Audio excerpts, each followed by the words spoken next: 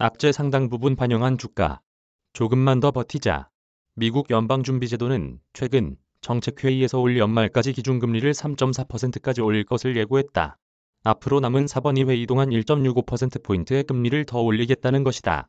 이는 다음 달 자이언트 스텝을 가정할 때 9월엔 0.5%포인트, 11월과 12월 0.25%포인트의 인상을 의미한다.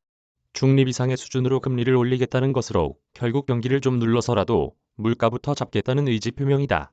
연준의 이런 행보는 전 세계 금리 인상 도미노를 불러올 것이다. 영국, 캐나다, 호주 등은 벌써 수차례 금리를 올렸다.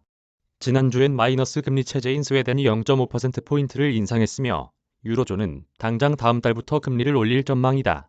과거엔 각국 통화정책이 좀 엇갈렸는데 지금은 전혀 그렇지 않다. 코로나19 때문에 모든 국가가 동시에 금리를 큰 폭으로 내렸기 때문이다. 그렇다면 지구촌 전체에 이러한 돈줄 쬐기는 당장 경제와 금융시장에 어떤 영향을 미칠까? 첫째, 금리 인상은 우선 각국 소비를 약화시킬 것이다. 가뜩이나 치솟는 물가로 실질 소득이 줄어드는 상황에서 금리 상승은 이자 지출 부담의 증가로 이어져 소비자의 처분 가능 소득을 깎아내리기 때문이다. 전 세계 소비 둔화는 우리 입장에서는 수출 둔화를 뜻하고 여기에 유가마저 고공행진을 지속한다면 무역 수지 적자 폭이 커지고 원화 가치가 하락하는 악순환을 낳을 수 있다. 둘째, 거의 모든 국가가 동시에 돈줄을 쬐는 조처는 지구촌 자금 흐름을 더 얼어붙게 만들 수 있다.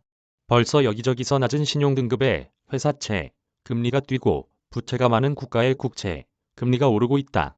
이게 길어지면 채권자들은 돈 떼일 위험에 자금을 더 깐깐하게 관리할 것이다. 여기에 경기마저 더 둔화하면 여러 국가와 회사채의 신용등급이 무더기로 강등될 수 있다. 셋째, 이번 물가 상승의 주된 원인은 수요보다는 우크라이나 전쟁과 물류 차질 등 공급 측면에 있다. 그런데 각국 중앙은행들은 물불 안 가리고 우선은 금리를 올릴 수밖에 없기 때문에 물가가 안정되더라도 경기는 한동안 지지부진할 수 있다. 유가가 떨어져도 미리 올려놓은 금리 때문에 경기는 계속 약할 것이다. 이번 통화 긴축의 후유증이 예전보다 클 것으로 보이는 이유다. 즉, 중앙은행들의 지각 긴축으로 경기가 예상보다 더 오래 어려워질 수 있다. 넷째, 지금까지는 증시가 통화 긴축과 금리 상승에 완전히 맥을 못 추고 있는데 앞으로는 주가가 경기와 기업 실적 둔화를 이겨내야만 하는 국면이다. 단기 반등을 넘어 주가가 시원하게 뜰 수 없는 이유다. 다만 다행인 점은 주가가 이미 이런저런 위험을 상당 부분 반영하고 있다는 것이다. 조금만 더 버티면 비록 경기는 별 볼 일 없을지라도 증시엔 한 줄기 빛이 비추는 시점이 다가올 것으로 예상된다. 3프로TV 이코노미스트